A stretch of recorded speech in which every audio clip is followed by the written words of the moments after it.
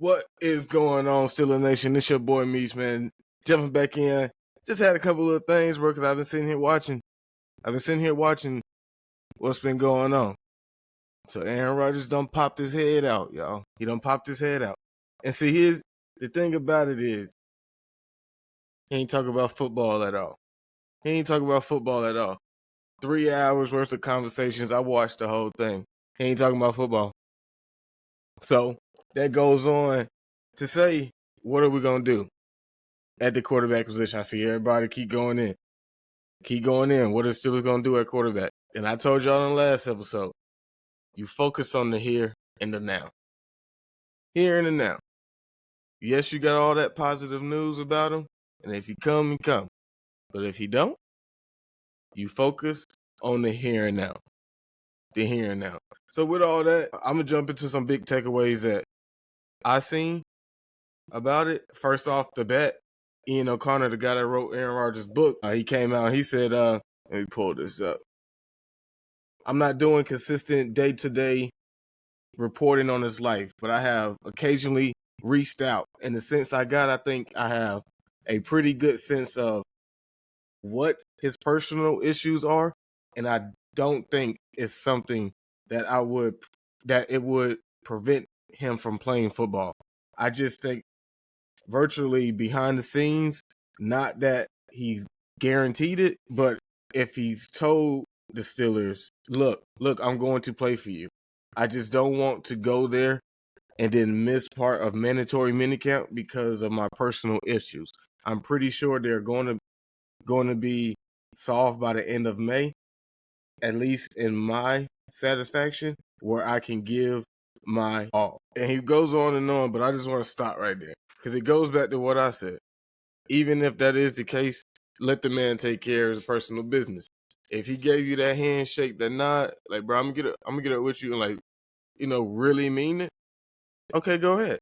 But that doesn't dictate what we do as an organization while you're away.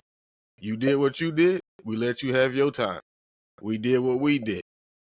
Let us have our time. And like, when you sit there and you say, do we sit here and wait, cater to Aaron Rodgers in a sense? No, we're not catering to him at all. Because like I said, we let you go over there. You do you. We wasn't worried about it. We kept saying this positive news. Art Rooney just came out again saying, yeah, we expect him to be here in the next couple of weeks. What's coming up? Then, but like I told y'all, Aaron Rodgers, he don't believe in doing nothing until August. Maybe he changed because with the Jets, he was there for minicamp. So maybe he comes in and that's what, June, July maybe. But even then, like, no, if you waiting all the way until then, just rock with who you got. Continue to build your team because we already said it's not going to be the Steelers going to the Super Bowl this year with Aaron Rodgers or without him. Like, that's not the expectations at all. We're more worried about if we're going to keep the winning season, if we're going to keep that going. Aaron Rodgers, definitely will keep it going. Mason Rudolph, Will Howard, probably. Defense definitely got to lead the way this season. That's where we're at. So, nah, I don't think you cater to Aaron Rodgers at all. And the only way you do, if you're making additions to the squad that's going to be here to years after Aaron Rodgers. Aaron Rodgers is only here for 1 year. I don't see bringing Aaron Rodgers back for a second year, even if it is a deep playoff run. No, the bridge quarterback. That's the year of the bridge quarterback. That's where we are. So 2 years, nah. Mason signed a 2-year contract, but we already know Mason's going to be back up no matter what, even if Aaron Rodgers comes.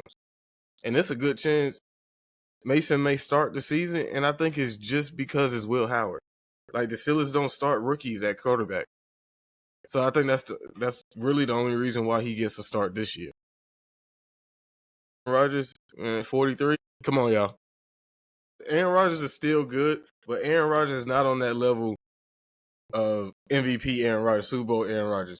It's been a long time removed from that. So I'm just being real on it.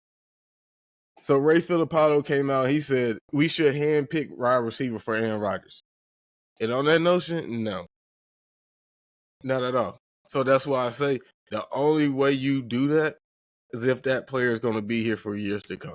And if you handpicking a wide receiver for Aaron Rodgers, it's going to be like Allen Lazard, somebody from Green Bay, somebody he's used to playing with. Devontae Adams already signed, so it won't be him. And now, handpicking a wide receiver, I think you only do that if it's years to come, multiple years to come.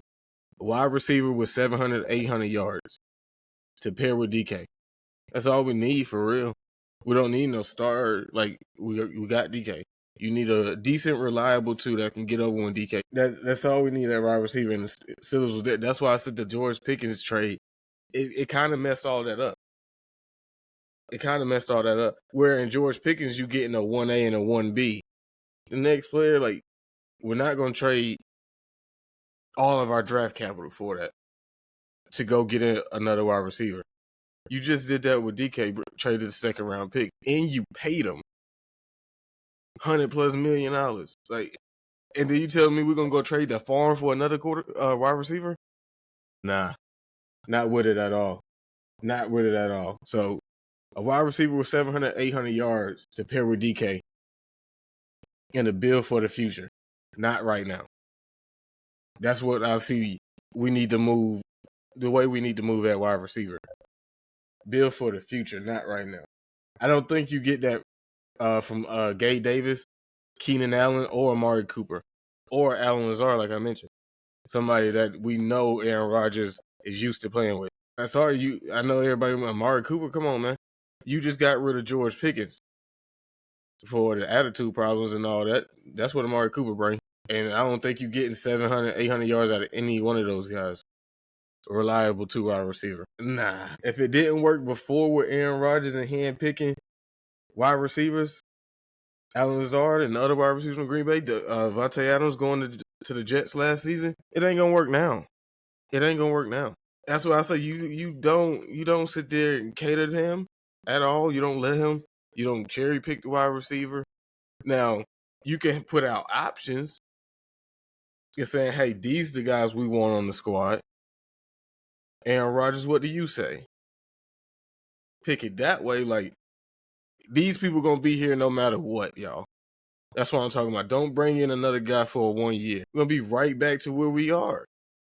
So you bring in the pieces to build and invest for here on out. That's why you brought in DK.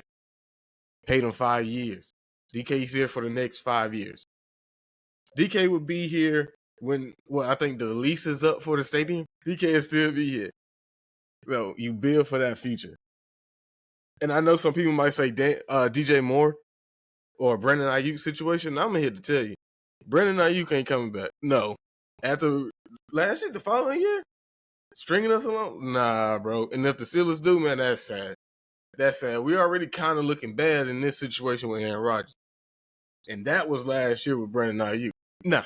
DJ Moore, I mean, you'll love it, but nah. Contract in what you got to trade up to go get him. Nah. You're not doing that. So I don't see none of those things happening. I'm all in on a Chris Olave. Or like I said, anybody from the Colts. Because I think they got like 7 wide receivers over there. Somebody's bound to go. Like, get any one of those guys. So with Chris Olave, you get him for the next 2 years on a cheap deal before you have to pay him. And you can do that. You can do that because you're not paying nobody at quarterback. So it's just who you're paying. Pay the player for the future, the here and going forward. And you can do that in Chris Olave. And it's 2 years before you have to pay him because the Saints picked up his 5th-year option. Great. Let's go. Terry McLaurin, I don't see it. That's another guy you could probably toss out there. You know, same age as DK. He's looking for a new deal. You just paid DK. And you're going to have to trade up. You're going to trade up to get him. And you just trade a 2nd-round pick for him. So you mean to tell me Terry McLaurin's better than DK? No, I don't think so. Right, they're the same player, really. You know, if you're gonna trade up more for Terry McLaurin, then that means you look crazy with DK. So nah, pretty much the same player. And you can say we can pay him. We're not paying the quarterback, like I said, but you got to trade for him. You got to trade for him, and then that goes your draft capital for next year. It's all out the window.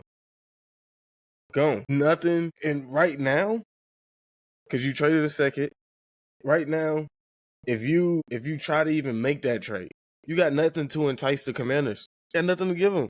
So you're going to have to give up, what, 2/3? No, I'm not doing that, bro. I'm not doing that, bro. The first in the nah, I'm not doing that. Not at all. Not at all. And if you even bring in Terry and DK, that's $65 million. $65 million per year. It's crazy. I'm not doing it. You building for the future, y'all. You building for the future. You have to invest but build at the same time. And that ain't the move right there. That ain't the move right there. If I'm looking at Chris Olave and all I gotta do is entice the Saints. I mean, but he wants out anyway, so that might end up badly. You go get that player, man. You go get that player. You cater to the next one, y'all. You cater to the next one.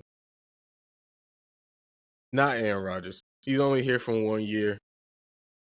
Continue to build your team. And let's, like I said, 2-year plan. And let's make this thing work, y'all. Let's make this thing work. But y'all let me know, get in the comment section, let me know. It's your boy Meech. I'm out. Y'all stay up and y'all stay blessed.